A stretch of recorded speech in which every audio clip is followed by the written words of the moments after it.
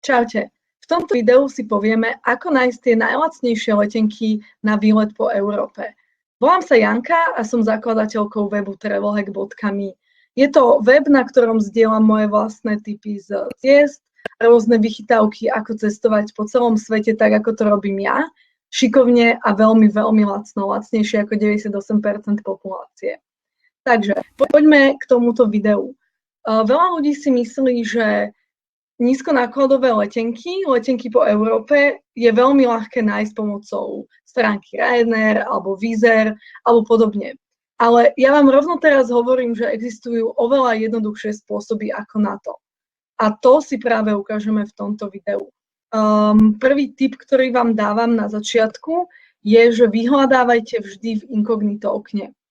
Prečo? Pretože sa vám môže stať, že letecké spoločnosti vystopujú letenky, ktoré si chcete kúpiť a zdvihnú vám ceny. Nestáva sa to vždy, ale stať sa to môže a vy nechcete platiť naviac. Takže poďme k veci. Cez vyhľadávač azr.eu sa dajú nájsť brutálne letenky na Eurotrip. Prečo? Pretože má veľa funkcií na to, aby ste ich veľmi jednoducho našli. Niektoré sú jednoduché, niektoré sú viac skryté a práve o tých si budeme hovoriť. Aj pokiaľ poznáte vyhľadávač azr.eu, video nevypínajte, pretože vám poviem zo pár trikov, ktoré nie každý vie, vlastne ich vie minimum ľudí. Poďme na to. Základom je, aby ste si zvolili destinácie, do ktorých chcete počas vášho Eurotripu alebo výletu po Európe priletieť. Takže ja si tu zvolím napríklad celé Portugalsko. Portugalsko je nádherná krajina, chcem tam ísť. Takisto som ale ešte nikdy nebola v Barcelone a nebola som ani v Madride a chcem ísť aj tam. Takže poďme na to, zvolíme. Dáme ešte aj Madrid. Super. No, následne, ale sa mi to neuložilo. Dobre, uložilo. Super. Následne si zvolím, z akých letísk som vlastne ochotná odletieť. Prosím, zvolte si tam iba tie, z ktorých ste naozaj ochotní odletieť. Pretože také výsledky vám potom vyhľadávač nájde. Ja tu mám už tradične zvolenú Viedeň, Brno, Budapešť, Krakov, Prahu a Katovice.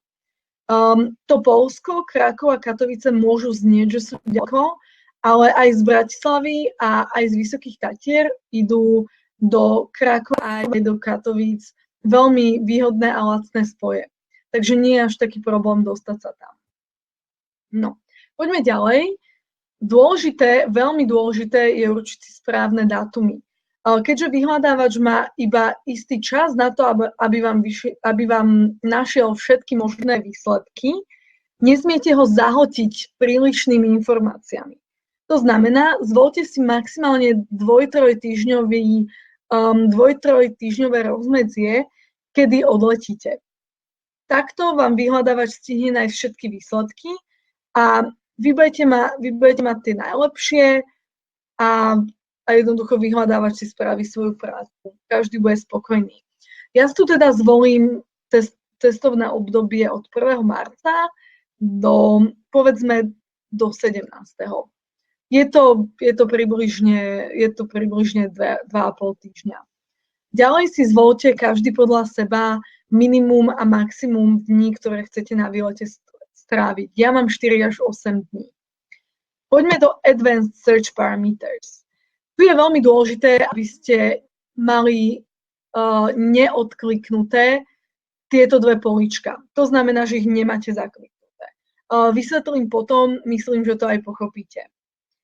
Ďalšia veľmi dôležitá vec je nastaviť si maximálny počet zmien. Ja si väčšinou dávam 3, môžete zdať ale napríklad aj 2 alebo 4.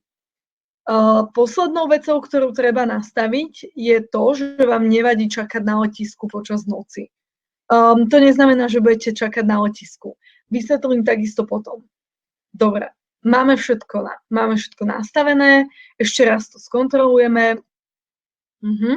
Vidíte? Toto sa niekedy stáva na AZR, že v podstate vám neuloží tie nastavenia, ktoré ste si sami dali.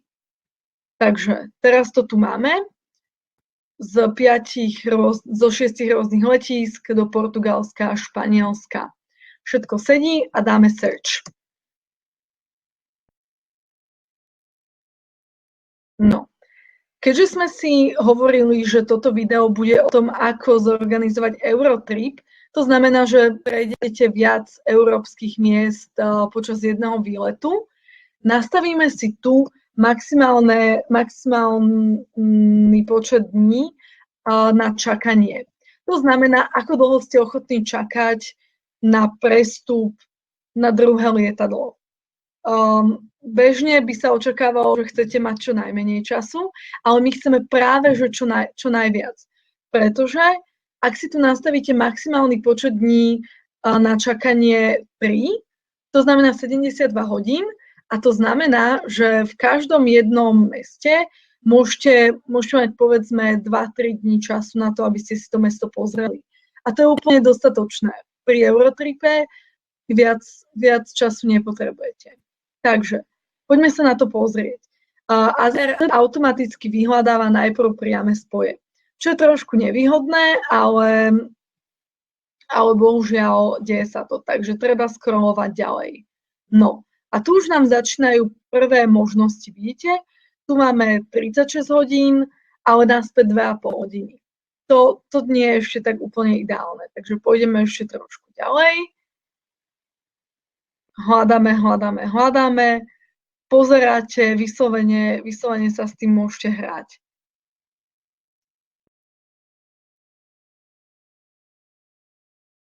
No, mne sa napríklad zapáčilo tento spoj z Katovíc do Porta a naspäť z Barcelony do Krakova. No, a teraz vidíme, že budeme odlietať z Katovíc, priletíme do Frankfurtu podvečer v pondelok, budeme mať celý večer a celé doobedie na pozretie si Frankfurtu, čo je celkom dosť z vlastnej skúsenosti. A v útorok odletíme z Frankfurtu do Porta.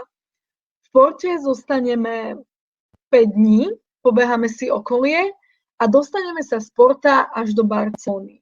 Je na nás, ako tam pôjdeme, môžeme ísť autobusom, vlakom, autom, je to na nás. A naspäť odlietame z Barcelony a pôjdeme priamo do Krakova. To znamená, že za letenky za 54 € uvidíme Katovice, Frankfurt, Porto, Barcelonu a Krakov. A ešte samozrejme uvidíte toho veľa počas cesty z Porta do Barcelony.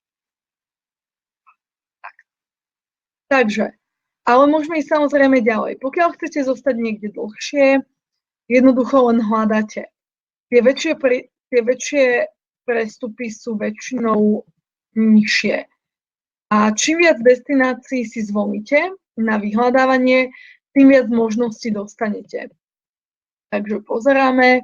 Tu máme napríklad prestup počas oboch letov, aj tam, aj naspäť. A letíme z Krakova do Bazileja, následne na ďalší deň z Bazileja do Madridu. Potom si prejdeme z Madridu do Barcelony, na to budeme mať 7 dní, čo je super, lebo si pochodíme celé Španielsko. A následne priletíme do Parížu, budeme tam mať 12 hodín, čo je akurát tak na vinko pod Eiffelovkou, a následne priletíme do Katovíc a z Katovíc už pôjdeme domov. Takže je tu veľa možností a môžete si naozaj vybrať to, čo vyhovuje vám. Ako náhle si vyberiete tú vašu dokonalú cestu, tak jednoducho stlačíte book flight a zabukujete si tie lety. A to je celé. Je to veľmi jednoduché. Takže dúfam, že som vám pomohla s týmto trikom. Určite nie je posledný, budem sa snažiť dávať takýchto trikov viac, pretože sa ma na to pýtate. A ja vám veľmi rada pomôžem, pretože ja osobne verím, že cestovanie teraz je už tak strašne lacné a tak jednoduché. Stačí mať len know-how. A ja ho mám a delím sa s ním so všetkými, ktorí majú o to záujem na mojom webe travelhack.me, alebo som takisto napísala aj knihy, kde toto moje know-how kompletne zorganizované do 3 kníh, ktoré máte prelúskané za 2 hodinky. Takže je to na vás, buď ma sledujte, kúpte si knihy, ale hlavne cestujte. To je základ, pretože cestovanie je neskutočne inšpiratívne a v konečnom dôsledku robí náš život šťastnejšími. Čaute.